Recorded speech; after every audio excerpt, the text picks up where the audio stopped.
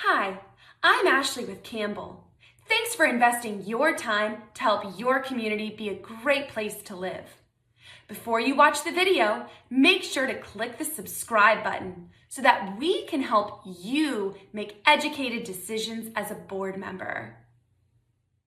My name is Dan Tiernan. I am the Chief Operating Officer with Campbell and a proud owner of a Tesla Model 3 for the past 6 years. So this is something I really enjoy talking about. So we're fortunate today to have a local EV charging expert, Pere of City Vitae, who's led the installation of hundreds of charging stations across Florida in all different kinds of ways and methods. So I think this is going to be a really useful session for us today.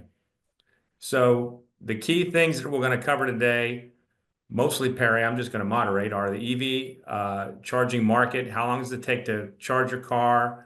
Individual versus common parking stations. What things are coming up new? How much does it cost to install these different EV charging solutions, which is great. Some of the legal angles, putting it all together with key questions, and then Q&A, although we'll try to answer the Q&A as we go along if it's relevant to the topic we're dealing with. Thank you, Dan. Thank you, Ashley. My name is Pere. I'm the CEO of City Vitae, an EV charging operator based out in Miami and serving Florida and some other states, but primarily Florida. I thank you, Campbell, for this new edition of the EV charging in Condos. And I thank everybody for joining us. This is a new edition, but we will be looking also at a few updates on data, on technology. And so let's get started. So first, I was going to say, so Pere, it was just a few years ago, it was pretty easy to get a feel for how many EVs there were because they were almost all Teslas. So talk to us a little bit about the market growth and tell us how this is going to change over the next few years. Yeah. So yeah, this is a slide that we used last year in a few editions before. As you said, majority of the cars were Teslas. They still have the biggest part of the market adoption. However, what we see as a big change in 2024 is that there has been not only new electric vehicle models from existing brands, but what is amazing is that there's been 12 new brands coming into the market of EVs. So that's the first sign we have about how the market looks like for the immediate years, and we will see some more data that confirms that trend. So this is also a slide that we presented in the last edition. As we see, we were forecasting in 2024 that the balance between EV and non-EV sales per year would be 70-30.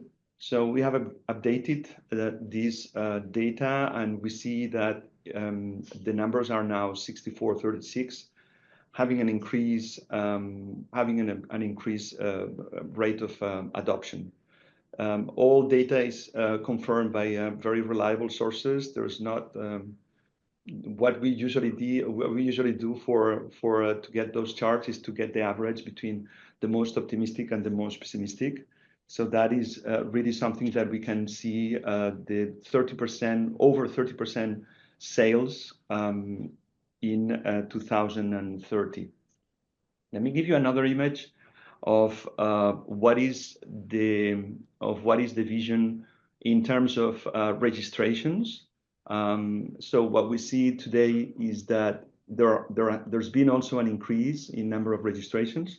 In 2025, we are about 12% in the country, and we are expecting, as we said before, this steep increase from now until 2030, that we will be at over 35% by that time. So I would say, Dan, as a conclusion of this preliminary chapter on data, that nothing points at any reduction. On the contrary, the market is very increasing very aggressively. Probably, if we had to say, it's going to be about between 25 to 35% of market growth per year, and that will drive to that important figure of 30% adoption in 2030. So one of the questions we asked at the beginning was, how many people actually on the poll own an EV? So it's curious. Ashley, want to share that with us? What the answer was that? Yep, I just went ahead and shared it, so everyone should be able to see it. But the yes was 18% do currently have an EV, and 82% do not currently have an EV. So it looks like, based on your chart, Pere, we're a little bit, our audience is a little bit ahead of the projection. So 2025, it looks like 12 to 13% of people have EVs. We have 18% of our audience does. So that's interesting. Right, right. And it's also important, this webinar, because what we see in our experience is that every time that we complete an installation, there's an increase in the adoption for the first like 12, 15 months. There's a steep increase in the adoption, and then it stabilizes, then it goes at 10, 15% of growth per year. But the first 15, 16 months of the installation of the charging stations, there is clearly an increase in adoption. So the fact of having or not having EV charging stations in the condo is something that is key for the drivers to take the final decision. Let me get little by little onto the subject of more particular for EV charging in condos. And I'd like to answer first a question that is probably the most prevalent question by everybody. How long does it take to charge your car? We have a lot of contents today, so I'm going to go a little bit fast because the content is going to be shared with you. And if there's any question, we have also the Q&A. But let me tell you that there are different elements in the ecosystem of EV charging. There's the alternate current on the left and the direct current on the right. The main difference between one and the other is that we need to understand that the battery doesn't speak alternate current. The battery only speaks direct current. So if we need to charge a battery in the car, somebody needs to convert from alternate current to direct current. We cannot have available in the city. There is no direct current because the direct current cannot be transported. So let me summarize. We have alternate current everywhere in the city, and we need to feed that alternate current into something that only understands direct current. So it's either we on the right, we convert in the charging station, and then we have what we call the level 3, and we have no interference between the charging station and the car, or the car. Every electric car without exception has an onboard converter, and this is the the car is responsible for making that conversion from AC to DC.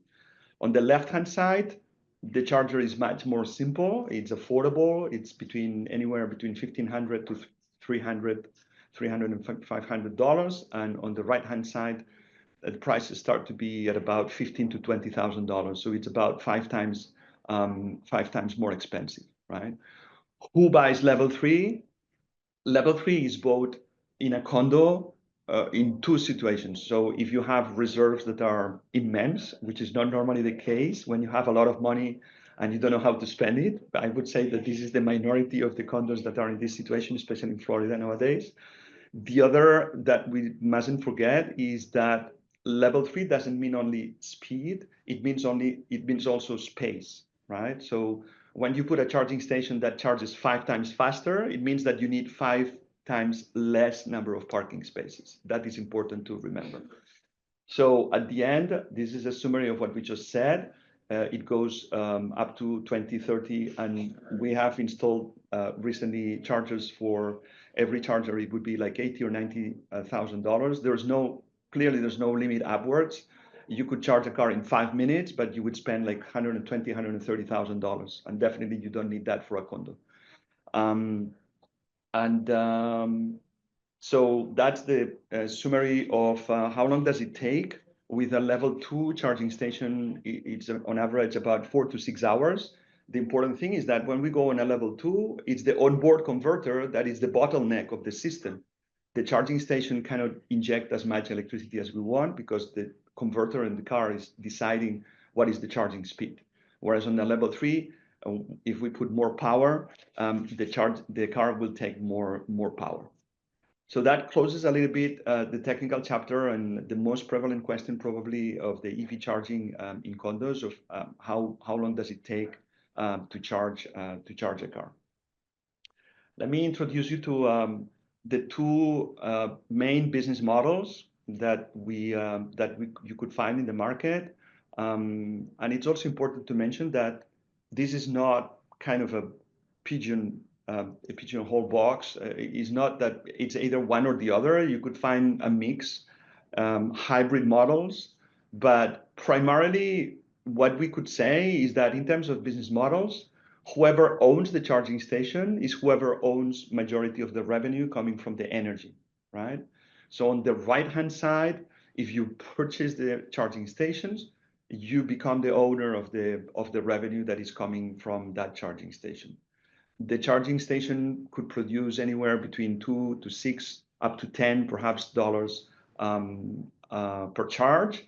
And you shouldn't expect in the first year and a half, in a typical condo to have more than 1 to 2 hours of charge. As you have seen, the adoption is still very little, it's around 10, 15%. So the revenue is not a lot, but on the right-hand side model, you are the owner of the charger, so you decide every operational element of that, and you are operating on our platform that, by the way, is a proprietary technology and developed in Florida, where we can fine-tune and give you access to the different technologies to operate, like the idle fee or the variable charging rate, and so on and so forth. On the left-hand side, well, many of you have soda machines or washing machines in the condo, common amenities that are provided by the vendor, and that the vendor provides the service and you don't pay for that machine, right? You enter into a contract for a number of years. So that's also the model that we call vending machine model. It's the way we understand better. And in that case, you have peace of mind for a number of years, like 4, 5, 6 years. I wouldn't recommend to go longer than 5 or 6. There are some companies that are providing 7 or 8 or 10 or 15 years. I would recommend not to go on longer than 5.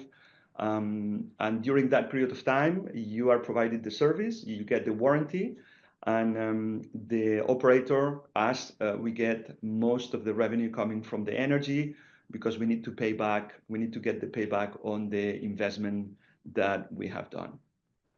So again, those are the two main ones, and you can imagine any combination between the two. Sometimes we invest in installation, sometimes we invest in the charging station, sometimes we invest in both. Sometimes the business model doesn't, even if the option is provided, not always we have the margin to provide that option when the adoption is very little, very low. Like if you have a condo with 300 residents and you only have 1 or 2 cars, then it's going to be very difficult that you qualify for that vending machine model. I don't know if there's any question so far that makes sense for this chapter of business models, Dan, or otherwise we can go on to the differences between the individual and the common area parking space. Let me just check here for a minute. Yeah, take your time. Are there any federal or state incentives for both the electric, from FP&L and the infrastructure? Right. So FP&L is authorized to give you a rebate and to give you a discount and to give you a program, but only when you give public access to the charging stations in your residence, which in 99% of the cases, the residents, the board doesn't want to do that. There are some cases where the board doesn't mind. And then what we do in terms of technology is that out of 2 charging stations, we have one that is only for residents and the other one that is open to the public space. But yeah, FPL could give you a rebate only in the case that you give public access to the charging station. In terms of federal grants, there is nothing else for level 2s in condos, again, unless you give public access. I think most of the other things are coming up. Well, somebody did ask, how many cars to make vending machine type profitable for a condo? It really depends. We will see in a few minutes, and thank you for the question. That's very important. That we see in the next minutes. But what we defend in City Vitae is that the decision to enter into a system of EV charging depends on several aspects, right? What's the demographics? We look at demographics. We look at average age. We look at household income. We look at traffic, we look at economic activity in the area. Then we model and we make a proposal to the building. We just very recently signed a contract in St. Petersburg for a 55 plus that we will see a little bit of a detail later on. The numbers were very tight, but finally the model was giving us a good view of a good progress in the next coming years, even if the adoption was very little, right? So there's not one size fits all. The thing is, if you have only 1 or 2 cars, it's very difficult that it's going to happen. And if you have about 40 or 50 cars, then it's very likely that it's going to happen, right? Unfortunately, those 2 cases are the least. A majority of the cases are in the middle, and then we need to calculate what is the figure that makes it available. I think a lot of the other questions are going to be covered when you get into the case studies, which I Perfect. think are really the most important part of the presentation, where you go through different examples, and I think that'll really help shine some light on people. Sounds good. Another question, probably the second most prevalent question, apart from after the question of how long does it take to charge, is do we do individual parking or do we do common area parking, right? We need to understand that the way electricity works, every consumption, like every outlet, every load that you put into the building, you need to put a breaker and you need to put a wire between the electrical panel and your consumption, whatever is the consumption, right? That breaker is what gives you limits the capacity available of electricity in your building. So if you keep putting outlets, that means that even if you don't use the outlets more than once per year, or even if you never use the outlets, that breaker is reducing your overall capacity, the building capacity, right? So the same happens with EV chargers. If you are planning to put individual charging spaces, that means that very fast you will run out of space, right? Today, we can be extremely efficient, and as we will see in a few minutes, in the way we have techniques to increase the efficiency, and we could handle up to 40 or 50 drivers with only 2 parking spaces. In fact, I would say that one client every 3, so about 30% of the clients, we have a lot of work to convince them that they don't need what they think that they need, right? So very frequently they tell us we have 15 drivers, and so we would like to install 3, 4, 5 charging stations. Well, you don't need that, right? The way we manage, the way we handle with our technology, you can turn around and you can be extremely efficient. And with only 2 parking spaces, you could charge like 30, 40, 50 residents. Obviously, not everyone at the same time, but we could handle that. So at the end of the day, you will look at the details of this comparison when you receive the presentation.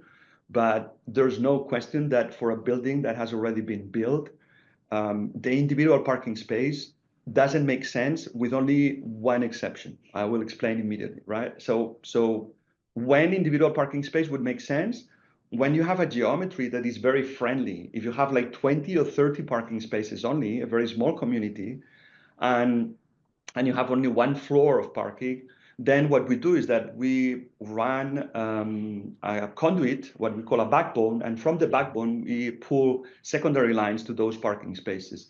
That infrastructure for a building of 20 or 30 residents is relatively affordable, but we have confronted with situations where the building wanted to install that for instance, in some condos in Southeast, in Brickell, with 250 residents. And we're talking about $500,000, $750,000 for one backbone like that, right? So it doesn't really make sense until the moment that the adoption is higher than 40 or 50%. I tell my clients, don't even think about that unless your geometry is very friendly, or when we reach the point where 50% of the drivers are electric, then we will have to think about more efficient individual parking space compared to a common area. Let me shift to the next chapter, which is basically the technology. So I always say to my clients, think that technology can resolve almost every operational problem that you can think of, right? So for instance, a lot of people are thinking, how can I prevent from a driver staying forever in the parking space? Well, we can shift from charging per hour to charging per kilowatt or reversely. And we move from charging per unit of energy to charging per unit of time once the battery is fully charged. So we know when the battery is fully charged, and then we send a text message to the driver and we say, hey, in the next coming 20 minutes, we are going to shift from charging per kilowatt to charging per hour. So please move your car, right? That is preventing from overusing and overparking in the parking spaces. There's another technology that we use more and more frequently. That's the smart charging. It's funny because like 2 or 3 years ago, we were kind of thinking like something that was just at the beginning, but now we are doing more and more smart charging. And smart charging is about being able to charge more cars with less electricity, right? So the trick is if you have like 200 amps available only, and you want to charge like 5 cars at 40 amps each one of the cars, well, that's your limit, right? But when is it that the 5 cars are going to be charging exactly at the same time? It's never. It's hardly ever, right? If it ever happens. So what we do is that we keep charging below the limit, and if it happens that the 5 cars are charging at the same time, when the 6th car arrives, we will reduce the electricity delivered to those initial 5 cars so that the total of the electricity delivered to the 6 cars is reduced to 200 amps. And we can keep doing that for a ratio of 1 to 3 or a ratio of 1 to 4, right? So dynamic charging gives us the possibility of charging more cars with the same electric power. Obviously, at the beginning, it didn't make sense, dynamic charging, because adoption was not very big. But now with 10, 15%, it starts to make sense when you have limited power before you have to call the utility company to increase your available capacity. We have other technologies that in the model where somebody wants to make a revenue, that exist, where people decide to make the investment and they are looking at a financial model and they are looking at how many years it will take for them to recover the investment in the infrastructure. So our technology provides the capacity to change the rate depending on the time of the day, depending on the demand. So, and we have demonstrated that with a demand management like that, we could increase the revenue at about 20% with or without demand management, right? So after we see all this technology that is already existing, is not anymore the future. So what is going to come up next is those are the three topics. This is a big homework for United States. In Europe, this is already resolved, the number 1 and the number 3. Tesla, the plug and charge has already resolved, but all the others, we are not still there. The vehicle to grid, we are still in the research. So vehicle to grid means that basically when you arrive at your house, you will be able to decide if you want to pull electricity from the grid or you want to push electricity and get a revenue from the utility for the energy that you have in your car, right? We are running very fast, but we are not still there. There are demo. Obviously, we are preparing all our technology for the moment that all the cars will be ready, but it's not yet the case today. Interoperability, I would say, is the most important, the most urgent issue that we have in North America. That has been resolved for over 10 years, I would say, in Europe. And this hasn't been resolved yet here, but I would say that in the next coming 15 to 20 months, there will be a high adoption of interoperability between the different operators. We are already interoperable ready with a protocol that is standard, and we will be starting conversations with some other operators very soon to make this happen. Technology-wise, this is resolved. So I don't know, Dan, if before we go into the zoom in data for Florida, I don't know if there's any other question that makes sense to answer for this part of the webinar. There's a bunch coming, but again, I think so many of them are going to be covered better by going through the examples. Okay. I'm trying to answer as many as I can as we're going along. Don't hesitate to interrupt. We are gonna go now to the next chapter, which is the Zoom in Florida. I love this one. This is what we presented last year. Last year, we said that there were over 250,000 cars registered in Florida. This is from AFDC. This association, it's important to know that the real numbers are higher than this, but we want to take reliable figures. This is from AFDC, and they are a little bit behind in terms of updating data.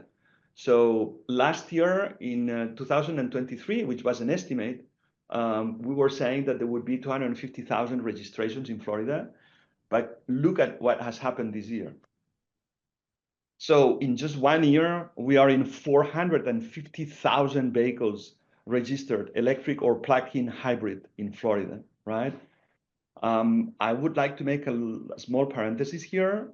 The cars that do not have a plug, I don't want to mention any brand, but there's one very well-known brand.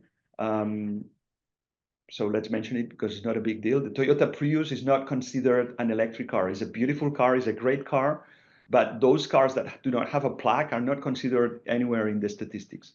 So yeah, you can see the growth. Something that I want you to take a look, see what has been the growth, the change in the registrations compared to the change in the electric stations. So there is clearly a gap. There's clearly a lot of work that we need to do in order to update the infrastructure to the current needs of the market. But it's great news that we have already registered more than 400,000 cars electric in Florida. I wanted to give you just a quick picture on what is the distribution of EV charging stations. Obviously, in the most populated areas, but we see that in the area of Pensacola and some areas that are more kind of a little bit away of the metropolis, there's also a lot of adoption. Number one is Southeast, Dade and Broward. The Triangle also, St. Pete, Clearwater, Tampa, and Orlando. Those are the leading areas. And after that, I would say that is West Palm. So at this edition, we have we discussed with Dan, and we decided that it was very important for you guys to try to touch projects in a very concrete way. So this is what I'm going to try to do now. We are going to talk about projects and examples of installation and different adventures that we had in each one of those 4 or 5 installations. So I'd like you to look at the picture on the bottom right. This is a community that is large in Delray Beach. The beauty of this project is that they didn't know how to do that because there was no power in the parking spaces that they wanted on the right, as you see, right? So there's a transformer on the left-hand side of the red line. There was a transformer from FPL here. So what we did is that we picked the power from this transformer and move it to this area of the parking space. The message here is, hey, you don't have an electric panel, you don't have an electric room for one reason or the other, because this one, there was an electric room, but it was more than 400 feet away, which the project would have been unbearable. Never forget, 99.99% of the projects that never succeed is because of the distance between electric room and the parking spaces. So we need to be imaginative in how and where we install those parking spaces. So we pull power from that from this FPL transformer and we move it to this area, to the parking spaces. The only problem when you pull power from an existing transformer is that the length of the project is much longer. So this took like almost 1 year to install between all the iterations that we need to do to open the transformer and to go back and forth with FPL. But we love this project because it's an example of what can be done when you don't have power apparently available very close by. And the reason I wanted to present this project, this is a community in Key Biscayne. I want you to look at the left-hand side of the picture. That's very small, but there's a red line and there's a blue line, a dotted blue line, right? On the left-hand side of the red line, there's the electric power. So we had two choices, we had two options there. We could either go across the building along the blue line and go to the parking spaces that are shown on the right-hand side, or we could go across doing some trenching, cutting some more trenching up to the end, right? So we need to do a comparison. When we have one of these installations, you need to have a partner that is presenting you the figures very transparently. The shortest run is not always the cheapest run. And that's my message. Sometimes, and I will see other examples here, where the shortest run is much more expensive. So don't force the electrician, don't tell them a path, show them what you want to do and give your installer or your charge point operator free path to present you different options rather than just forcing. Perhaps what you think is more intuitive is eventually not the most, is not the cheapest, right? And in this case was clear. It's almost twice the distance, but it's half price because of the interference that we would have had if we had decided to pass inside the building, right?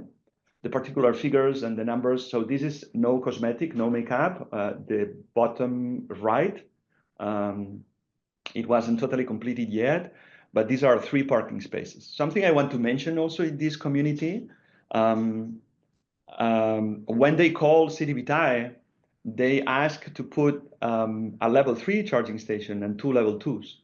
The total project amount was about $75,000. And the first thing we said is that doesn't make any sense, right? For the demographics, for the number of drivers that you have, we can guarantee you that we can manage the whole thing with only 3 charging stations for less than $10,000 in chargers. And they really didn't believe us. So now today, if you can talk to them, you can speak to them, and they told me this week, they say, hey, it works. Well, it works because we know how this is our expertise, right? So sometimes you think that you want to have a big machine, and sometimes you don't need that big machine, and you can handle the whole operation with much less investment. You can imagine how happy they are. This is another residence in Key Biscayne. I wanted to show this residence is an example of a level 3. This is the case where I told you, when do we do level 3s? Well, we do level 3s in 2 situations, as I said, when you have a lot of money in the association and you don't know what to do with it. Those residences exist, not many, but they exist. Also, a second case is when you don't have a lot of parking spaces. The only situation when you have a lot of drivers and you don't have a lot of parking spaces is to invest in a level 3. And when you put the money into a level 3, in this case, you are saving a lot of money for the parking spaces. The only parking space available here, apart from these ones, were more than 500 feet away, right? So the association decided to install not only 1 level 3, but 2 level 3s. But I can guarantee you that this association will not need more EV chargers before 5 years or 6. If not more, right? Because the speed of charge, the throughput, the turnaround of this charging station is very big. So this charging station you see here, it can charge in about 1.5 hours or 2 hours. The cost is not cheap. It starts at $15,000, but it depends. So that's why, going back to that question that you presented before, when do we start to do the investment model? I hope that all of you are kind of looking at the system and seeing that the system is much larger than just deciding what is the charging station, right? This condo also installed a level 2. That's also something very important for you to know. I never recommend to put only level 3s in an association. When people has the money and they have the possibility to install level 3s, they tell me very frequently, with just 1 level 3s, we want to go fast. Well, don't forget, plug hybrids sometimes are very high end, sometimes not, but there's plug hybrids for all kind of consumers. You can check the data we show at the beginning. Plug hybrids are growing very fast. Do not have an outlet for level 3. So if you only put level 3 charging stations, you will never be able to charge a plug hybrid car, right? I don't recommend not to put any level 2 in any of the situations. So we move on to the next one. This is in Boca. Actually, the way I wanted to show you this is just because they decided to put a pedestal just for aesthetics, right? We have many ways to satisfy the requirements of the boards, and even aesthetics is something that plays an important role in our installations. The board decided that even if this is a typical stereotype of wall installation, there's no reason to put a pedestal, right? But we do put pedestals in this one because the board decided that aesthetically was better. But the second reason I wanted to show you this is an example of what I recommend you always to do. Look at the charging station here. There are two heads in one pedestal, right? I always tell my clients, imagine that you have one brain and two guns, right? Two outlets. If the brain has a headache, the two outlets are out. This is what happens with the charging stations that have two outlets. Sometimes they might make you think that this is cheaper. Well, you're going to end up paying the same, but in terms of usability, even if the machines are very reliable, but you're not going to have the same availability of the machines, because when the machine has a problem, the two outlets are out. Go for independent units. Whenever you can, if the provider give you this option, go always for independent units rather than dual units. This is a level 3, and I wanted to show the versatility of a level 3. This very unit has the possibility to go against the wall or on a pedestal. So it's not that level 3s are just big monsters, big cupboards, big cabinets. No, you can see that this is very versatile again, and it was mounted on a pedestal because there was no wall that could stand for this big unit. It looks small, but it's actually really heavy. Don't forget, there's a conversion unit inside, and that's what makes it a little bit more heavy, more challenging. Let me tell you. Pere, there was one question I just thought Go we'd ahead. answer. It's David asked, if we wanted to place public chargers in our community, does City Vitae and similar vendors typically cover all the cost of installation costs for the vending machine model? Yeah, as I said before, we are modelers. So half of our personnel is transportation engineering guys, and we have a lot of powerful models that are telling us what is going to be the demand along the adoption curve. So sometimes we do, sometimes we don't. That depends on the type of association. And this is an excellent segue to this situation, because here there wasn't the demographics. This is in Boca West. As you can see on the bottom left, there's a pool, there's a swimming pool. Yeah. And then in front of the pool, there's a clubhouse. All right. That in front of the clubhouse, in those parking spaces, is where we put the charging stations. The only available power is a house panel that we have in this building. This association is big, it's very, very large. It's one of the biggest in Boca West, which is, by the way, is super huge. It's very big. So we pick the power from these, and we do the trenching, and we put them in front of the clubhouse. We had a panel here in front of the swimming pool. That's what I told you before. Don't drive the site visit. Show every panel that you have, because they wanted to do it in this panel. The association wanted to do it in this panel in front of the clubhouse, but it looks shorter, but it would have been much more expensive because there wasn't sufficient power, and the only possibility would have been to go onto an increased power from a 480 volt service, right?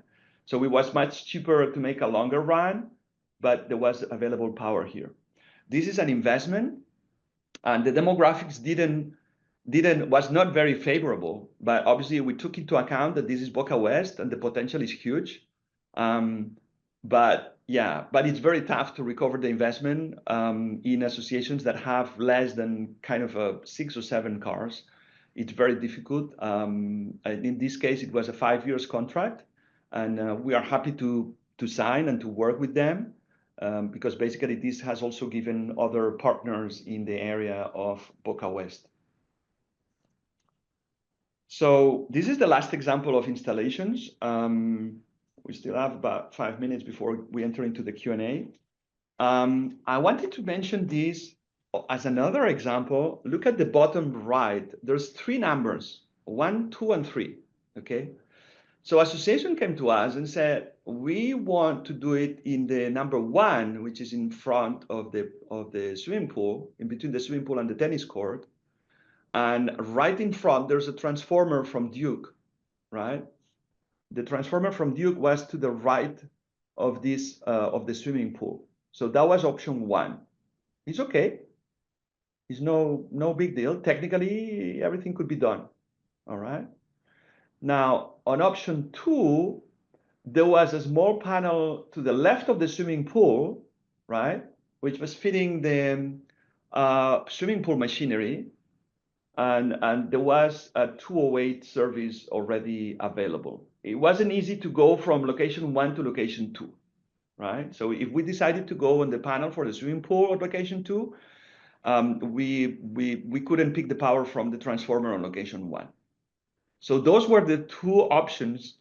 And actually, I discussed with them, we signed the contract based on location 2. And when the electrician arrived, and I can tell you, I have already a lot of experience, but I didn't see at all what the electrician told me. I never thought that going from location 2 to location 3, inside the building, there was an electric panel. Let me see if I can. Yeah, so inside the building, here it is. Here in this location, the electrician saw a panel in this area. And he saw that the interference inside the building was very little. So he said the biggest availability of power is to go from that panel inside the building and to go up to location 3. The other advantage, he said, is that you're not taking spaces out of the swimming pool and the tennis court. A lot of people in those common areas, people doesn't like to take up spaces. If you're not an EV driver, you don't like to take up common area spaces for EV drivers, right? So finally, we did it on location 3. This is a huge community. It's more than 750 residents, and it's a 55 plus. Again, it was a little bit on the limit for the investment, but we signed for investment, and actually we put it in operation a couple of weeks ago. So that is very, very recent. So yeah, we are just hoping with Campbell that these examples are useful for you to tell you that there's always a technical solution. It's just that we need to analyze. So the thing is it's a little bit more complex than buying and selling EV charging stations. I want to mention very quickly about the Florida law. It continues to be very clear for those who have already participated in these editions in the past. Nothing has changed, apart from the fact that it continues to be enforced. The fact that every driver has the right to install in a deeded or assigned parking space. There's nothing that the association or the board can do against a driver that wishes to install a new service, wishes to use certified electricians with permits and pays for the electricity on his or her own meter. There's nothing we can do against. If that poses a problem for the association, the best solution is to install something that works very efficiently in the common area parking spaces. We have seen that this is the best kind of a tool, the best strategy to prevent from individuals charging in their individual parking area. Something I wanted to mention this year about something that is starting to change. Like 2 or 3 years ago, it was an exception. Today, it is not anymore. Is the ADA, the American Disabilities Act. Think that first, this is a federal law. So there's nothing that the state or the city can do. The city has full power on the permits. But if there are some cities, I would say that one of the ones who is leading this, if you want to call it race, to implement ADA in EV charging, that's the city of West Palm Beach. they are extremely demanding on complying with the conditions of ADA. And basically, the conditions of ADA could have an impact in many aspects. So first of all, when you take an ADA, you cannot take one guest parking space and convert it into an ADA without demonstrating to the city that the percentage of guest parking spaces complies with what it was foreseen at the beginning during the status of the building. Another thing is, even if you have seen in some cases in the public space, you have seen use last in an ADA parking space, meaning you can use it if the others are occupied. Well, the federal law is very clear. Nobody can use, apart from ADA, an ADA parking space, right? So that means that, and the last is that every 30 parking spaces, the city of West Palm Beach is requiring one ADA for every type, and they consider EV charging spaces one category on its own, right? So take a look at that. Let's be careful on how your particular city is taking that into account, because that could have a very big impact number of parking spaces and on the cost of the project, because sometimes you have to reallocate and it has a financial impact.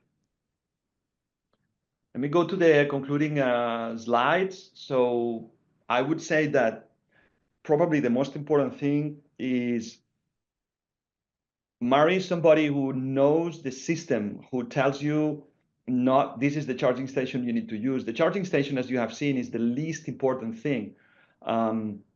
Charging stations nowadays are very reliable from everybody. And the most important is that somebody who tells you what is the best solution for today and how to walk along the adoption curve, right? Another recommendation is there's obviously the market is growing. You have seen the numbers. This is attracting newcomers. Try to choose always those that have their own technology. There's a lot of kind of brokers, what I call broking. Brokerage is about using the charging from one, the technology from another, putting it together in a package and then selling it to somebody else. If your partner doesn't know, or he or she hasn't made the technology, it's very likely that when you have a problem, they will have to go through different phases and contact somebody in California, for instance, right? So like it happens quite often, more often than not. You would be surprised that people calls us astonished because they say we asked them for a service and they ask us to call California, right? So those are the recommendations. And to conclude, before going into the Q&A, think about what you want to do with the charging stations. Don't start the project unless you have decided as an association if your objective is to create a revenue, your objective is to create the service. Think about all those questions. And I'd like to so before we pass it on to the Q&A, let me tell you one thing. You EV drivers, or as the EV drivers, are only at 12% of the population, right? We should not try to impose to somebody who is not willing or who doesn't like EV driving, that we should not try to impose. What I have seen every day is that those projects that run faster are the projects where we bring together the EV drivers and the non-EV drivers. Because even if you are non-EV driver, you see that there could be an advantage in the association. Bring them to the conversation, bring them onto the table. And those projects that try to co-allocate the EV drivers and non-EV drivers in the board are the projects that run faster, right? Fastest. Dan? Great. So we'll start. I've handled a lot of questions, but I've held off on some of them here. We'll answer live. And also, Ashley just put up the poll for feedback. If you could answer that, be greatly appreciated so we can understand what we can do better in the future. So Cecilia asked a question early on. She said, concern is for condo association that has 4-unit carriage homes with 4 individual interior garages. What are the guidelines / potential perils? So I think I see this, I'm beginning to see this more and more, people concerned about the risk of this. I know you and I have talked a bit about that. Any thoughts on that? You're talking about the fire risk, sorry? Yeah. Yeah, no, I always say, I mean, you have heard how I like to talk to my clients, right? I don't want to talk in absolute terms because there's a lot of things we don't know yet. But what I tell my clients is the number one expert on risk is insurance companies. And those use the insurance companies use the most sophisticated tools to assess the risk. And there's no insurance company in the country that has charged a premium for installing an EV charging station in a parking garage. Now, does this mean that there's nobody who is afraid of that? No, we have had this last year, we have 2 or 3 projects where they decided to put it outdoors, even if it was paying a little bit more because they didn't want to have it indoors, right? But is there a risk? Well, if there was a risk, I can tell you that the first one who would have seen that is the insurance companies, and there's no, in any of the 51 states, there's nobody who is charging, no insurance company is charging a premium for that. Right. So George asked a question. He said, it's my understanding that level 3 speed is limited by car acceptance rate. That is correct. I mean, we don't have the time to go into that, but there's a Google charging curve and the name of the car, for instance, charging curve Tesla 3. And there are several pages that will show you what is the acceptance rate of that particular car. And by the way, when you buy a car, I recommend you to look at that. And that's one of the most important factors of how degraded the electricity is going into your car after the first initial 5 or 10%. So the car has an acceptance rate, but that acceptance rate nominal is only durable for the first 5 or 10% of the battery. All the rest is degraded, right? So how fast is degrading, or what is the slope of that curve is something that is very important to understand how your car works. And it's true. So there's a limitation on how fast a car could charge. But normally those level 3s are in terms of acceptance, they have a lot of capacity. Right. Connie asked a pretty common sensical question here. What's the actual cost to charge a car? So the cost of charging a car, if you charge at your house, the electricity cost average in Florida is 12 cents a kilowatt, right?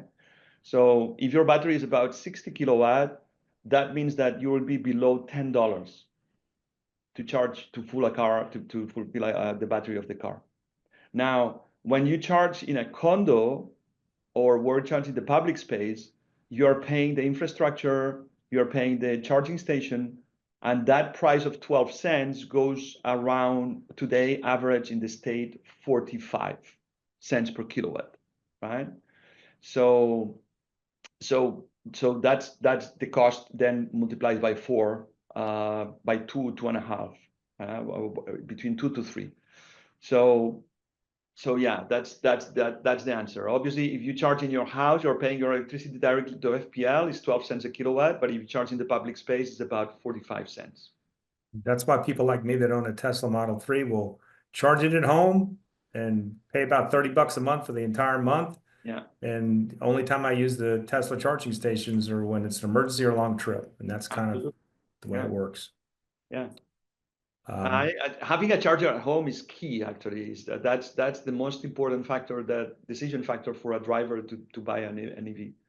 Yeah. I think it's a good thing to mention too, is that, you talked about how the associations have an obligation to allow the owners to have this, or have access to that. And sometimes if you want to be an obstructionist, because you don't want EVs in your building, you can make it be exorbitantly expensive. But the reality is, so many people are wanting to have EVs now that they can afford to pay $5,000 towards this if they get a personal charging station, or $5,000 along with 3 other owners that want to have a common charging station and get a really nice common charge if it costs 20 grand. So, absolutely. I mean, and that's, I guess, and you said this earlier, is that people need to come together and work on how to make this happen. And that, work with the condo association, work with each other to try to be practical about it, because there's so many different ways, and you just showed this in all these examples. There's so many different ways you can do this. And we've got condo associations where the analogy I use is like they look at it like an amenity. We had one president, he doesn't have an EV, he never wants to have an EV, but he recognized that they were tearing up their parking lot. He said, now would be a good time to lay the wire to put a couple EV charging stations out, because it'll be something that'll attract people to want to live here. And he put 4 stations in without any, and cover the cost, because it was a good time to do it. And then they're, charging for the cost of the electrical for whoever uses them. But, they did it because he treated it like an amenity. He treated it, the analogy is like a pool. Like, not everybody swims, but everybody pays for the pool. Absolutely. But, in this instance, but if you use the electricity, you're going to charge for it, but we're not going to make you pay for the infrastructure. And then on the other hand, I've had condo situations where the board said, no, we're not going to do it. If you want to, there's a panel over there. We can get an electrician to run it. It's going to cost you $5,000. Are you all right with it? Yep. Okay. They do it. So there's not like one simple way to this. It's everybody, and you know it way better than me. I mean, all those examples you showed. Yeah, you're right. And the number of different cases is so varied. There's so many variations. There's associations who really want to have control of the charging rate. And the reason why they want to have control is because they want to put a subsidized charging rate, and they put it at cost, right? Or other associations, they say, no, we want to get the money back, so they put it a little bit higher. So there are solutions for everyone. But what is clear more and more, the reports show that the value of the community increases. Obviously, it's not a big increase, but especially on rental communities, we are having a big demand from rental communities, because people are calling before renting, and they are asking more and more if there is or there is no charging stations, right? So there's no doubt with the numbers that we have shown that the demand is increasing, that there's no sign that this will go back, and that technology can provide many different solutions to make it financially doable, from all angles, right? So yeah, you're right. And there were a few different questions that people asked about kind of making your chargers visible on apps and, making money on it and making profit on it. Have you ever seen a condo association that wanted to encourage non-residents to invite them in to try to make revenue on this? Have you ever seen that before? That conversation comes up, but it definitely, I mean, never goes ahead. We haven't had any experience of a condo. We have had conversations, but eventually the board never decides to openly to have an open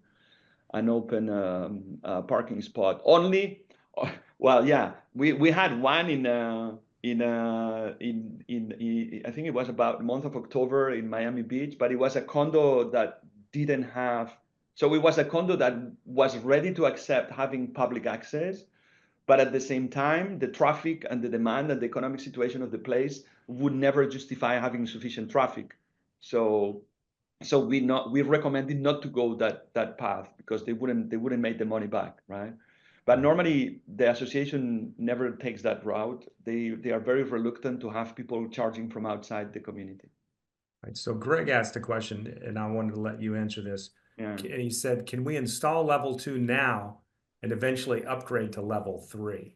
This is a great question. So there's no project that we do, and our clients could testify that, no project that we do that we don't explain the path over the next 5-6 years to our clients. Always when we install, we say, this is what we're going to do now, and you're going to change in 2 years, and this is what you're going to do. I'm thinking about a community called Sunset Harbor in Miami Beach, where they wanted to do level 3s.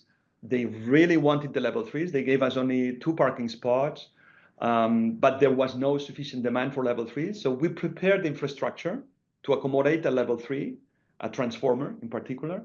But we started with 2 level 2s. That was 2 years ago, and this year we are swapping one of the level 2s by a level 3.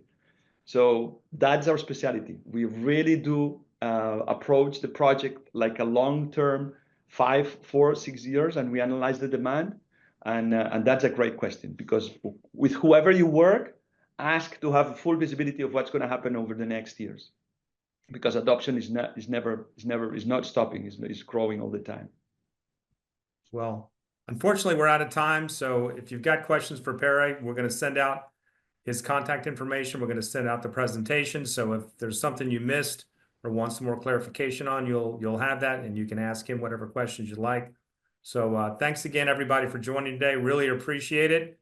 Again, this is, I'd tell you, when you get the presentation, the most educating thing you can do is to look at the installation examples, because he's covered so many different scenarios there, and everybody's unique. So thanks again for joining. We greatly appreciate it, and hope you have a wonderful day. Thank you.